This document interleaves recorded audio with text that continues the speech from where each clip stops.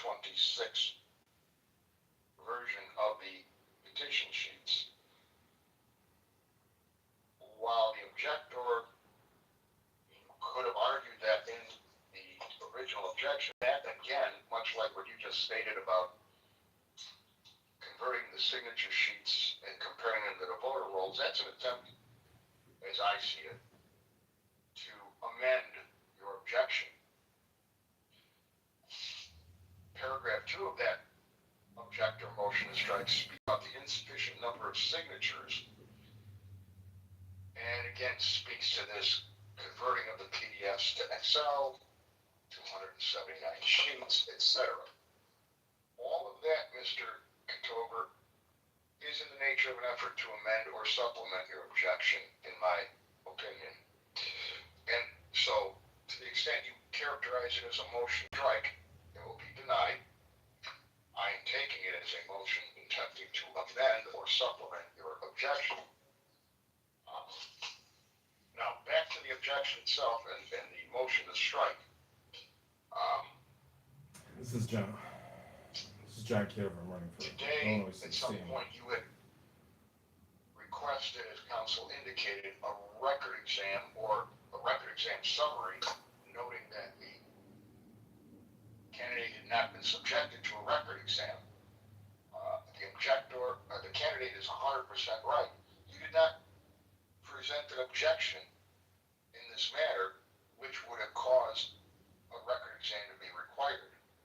You would have to point to very specific sheet and line numbers and alleged flaws in very specific fashion to each one of those issues you believe would invalidate each individual signature.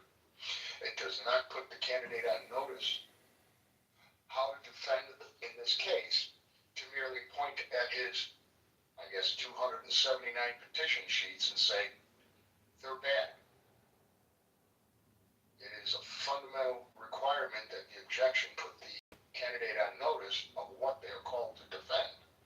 There was nothing that would go to a record exam. So to the extent you have filed what would be considered a motion requesting a record exam, it will be denied. And it is also untimely. I'm going to recommend granting the objectors, the candidate, I keep saying objectors because I'm looking right at a page saying objector. I'm going to grant the candidate's motion to strike your objection. You do not fully state the nature of the objection, other than to say nonconformity. There's no way anybody could possibly defend a broad statement such as that.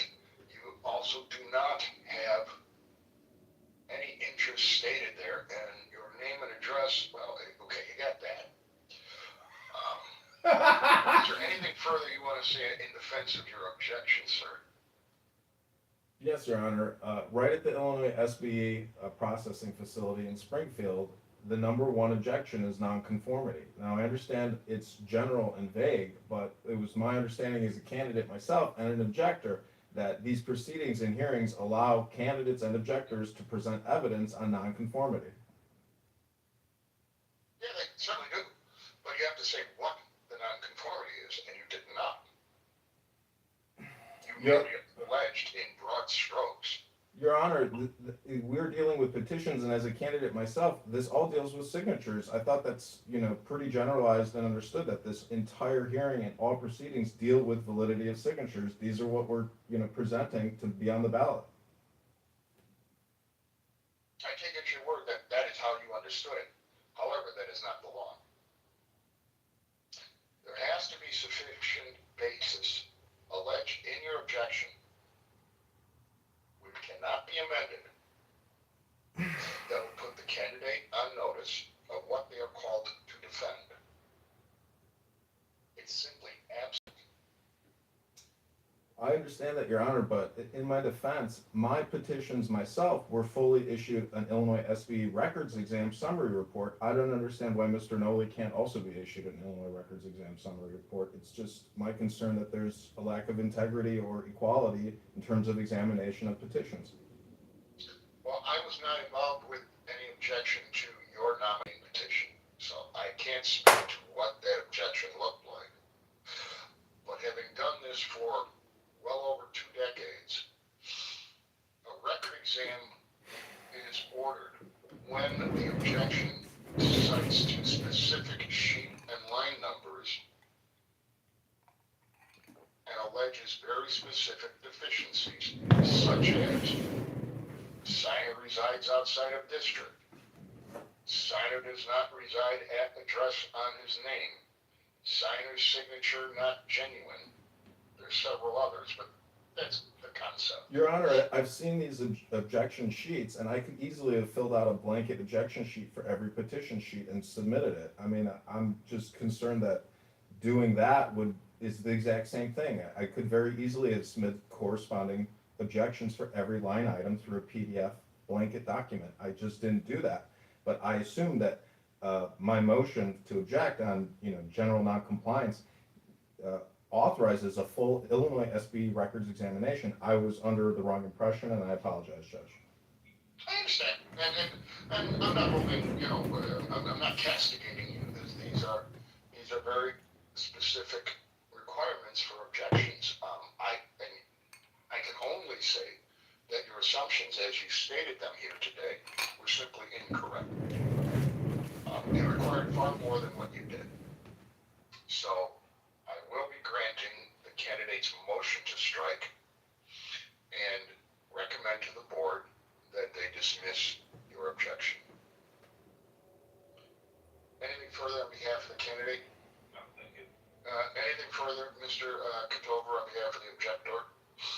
Oh, Your Honor, I mean, I can just say that simply copying and pasting objections on every single variable on a petition sheet is very easy to do. I didn't do that, but I'll be making, my thoughts with regards to that at public comment with regards to Illinois SBE, and I thank you, Your Honor, and I thank you as well. Thank you. All right, this will conclude events in 25 SOEBGP 527 with the recommendation that the candidate's motion to strike be granted and that the objection be struck and dismissed as insufficient in law and fact. Thank you. Thank you both. Mr. Kitover, I assume you'll be on the speaker for 526 when that one comes rolling up in a few minutes? Yes, Your Honor. All right, I'll be calling you back. Thank you. Bye-bye. Enduring and earth continues long. The reason why heaven and earth are able to endure and continue thus long is because they do not live of or for themselves. This is how they are able to continue and endure. Mr. The Lord!